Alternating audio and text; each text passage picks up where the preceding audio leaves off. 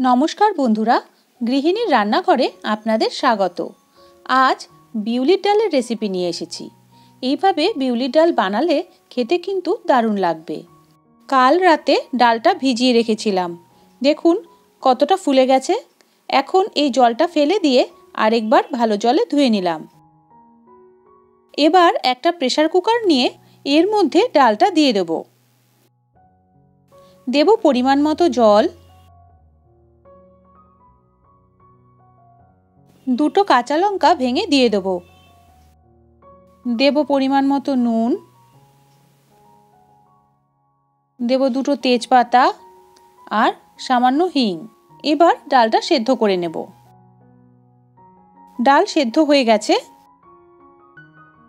দেখুন ডালটা কিন্তু আমি খুব বেশি সেদ্ধ করিনি, এমন সেদ্ধ করেছি যে ডালটা গোটা গোটাই প্রায় আছে, কিন্তু নরমও হয়ে গেছে। ডাল এরকমই সেদ্ধ করে নেবেন, বেশি সেদ্ধ করলে কিন্তু খেতে ভালো লাগবে না। কড়াইতে তেল গরম করে নিলাম। এখন দিয়ে দেব গোটা জিরে ও দুটো শুকনো লঙ্কা। এই সময় গ্যাসের আঁচ মাঝারি করে রাখবেন। জিরে আর শুকনো লঙ্কা ভাজা হয়ে গেলে একটা রসুনের কোয়া থেতো করে দিয়ে দেব।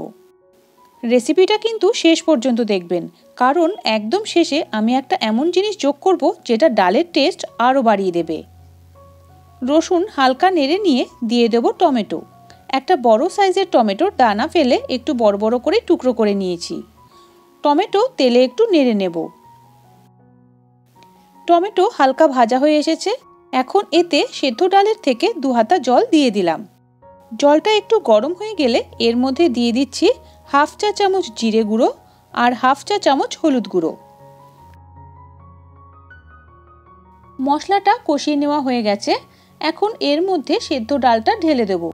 তেলের মধ্যেও হিং ফোড়ন দেওয়া যেতে পারে, তবে ডাল সিদ্ধের সময় হিংটা দিলে আমার কাছে বেশি ভালো লাগে, সেই জন্য আমি দিয়েছি।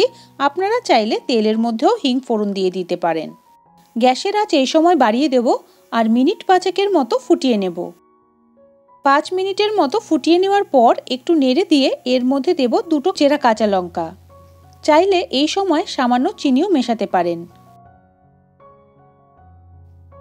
একটু নেড়ে চেড়ে এর মধ্যে দিয়ে দেব 1 চা চামচ লেবুর রস। এই লেবুর রস মেশালে কিন্তু ডালের টেস্ট অনেক বেশি বেড়ে যাবে।